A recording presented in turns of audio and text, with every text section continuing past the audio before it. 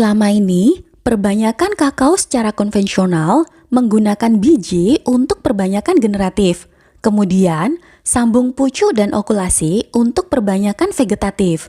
Meski sambung pucu dan okulasi merupakan perbanyakan vegetatif, namun tetap menggunakan batang bawah dari tunas biji dalam proses perbanyakannya. Hal ini membuat metode perbanyakan ini tidak efisien dan juga memerlukan biaya cukup besar untuk pengadaan batang bawah unggul. Saat ini, Pusat Penelitian Kopi dan Kakao Indonesia punya teknologi Plagiotropic Clonal Cocoa atau disingkat PCC.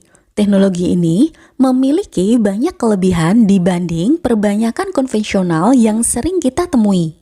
Pertusit Coca itu ada dua macam stek, ada stek plagiotrop dan stek ortotrop. Jadi stek plagiotrop itu menggunakan entres yang cabang menyamping. Kalau menyamping itu biasanya kalau kita bisa lihat di sini ada modelnya daunnya selang-seling kanan kiri sini. Nah ini cabang plagiotrop. Kalau yang cabang ortotrop itu cabang kipas itu yang naik seperti kipas. Jadi hitungannya 3 ke 7 Pak ya. Jadi ada daun yang sejajar itu ke daun yang ke-7, nomor 3 sama yang ke-7 seperti itu. Itu yang ortotrop. Sebenarnya prinsipnya sama, hanya dari kebun entres mikro kami, potong, kemudian dikasih hormon, tancapkan, sungkup, ya sudah itu jadi stek. Kami insya Allah lebih pede atau lebih yakin bahwa ini performanya lebih bagus daripada OSC, karena OSC ini sedang dalam tahap uji lapangan Pak. Ada demplot kami di Sulawesi Selatan, ada di Lampung, dan di tempat kami, dan di Sumber Asin adalah baru uji coba performanya ya Pak ya. Jadi kami belum bisa menganjurkan untuk OSC digunakan secara massal.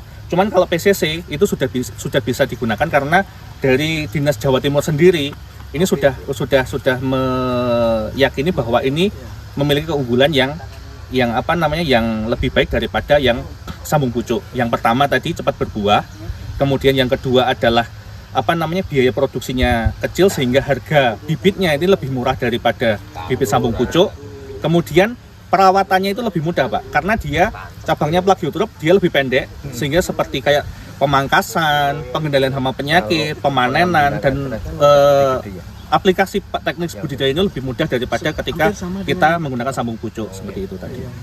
Kalau ditanya akarnya, biasanya stek itu gampang rubuh Mas, atau mudah rebah. Ternyata tidak. Di PCC ini dia memiliki akar yang kalau dari biji itu kan ada namanya akar tunggang, yang akar gede yang lurus ke bawah itu satu. Tetapi kalau dari PCC ini itu akarnya tunggang namanya pseudotaprot atau akar tunggang semu.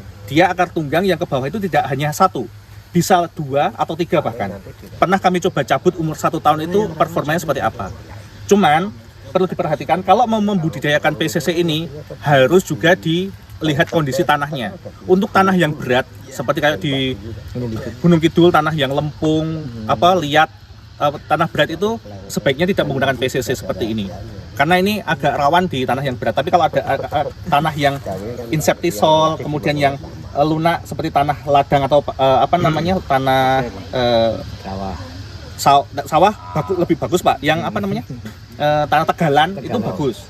Itu bagus karena pernah kami coba di Blitar, Trenggalek, Pacitan, Bondowoso ya Pak ya. Itu performanya bagus. Umur 9 bulan itu sudah bisa panen tadi. Seperti yang kami sampaikan, pernah kami catat 9 bulan itu bisa panen kurang lebih 700 kg biji kering kakao. Untuk klonnya kami biasanya menggunakan MCC ini, MCC 02 dan juga Sulawesi 1. Jadi perlu diperhatikan kalau Bapak dan Ibu merekomendasikan ke petani, jangan nanam kakao monoklonal, tanamlah kakao poliklonal, lebih dari 1 klon. Karena apa? Kalau 1 klon saja, pembuahannya tidak optimal. Bahkan ada yang tidak berbuah atau buahnya itu pertumbuhannya kurang bagus seperti itu. Perbandingan kalau di MCC dengan Sul 1 itu 1:2 ya Pak ya, 1:2.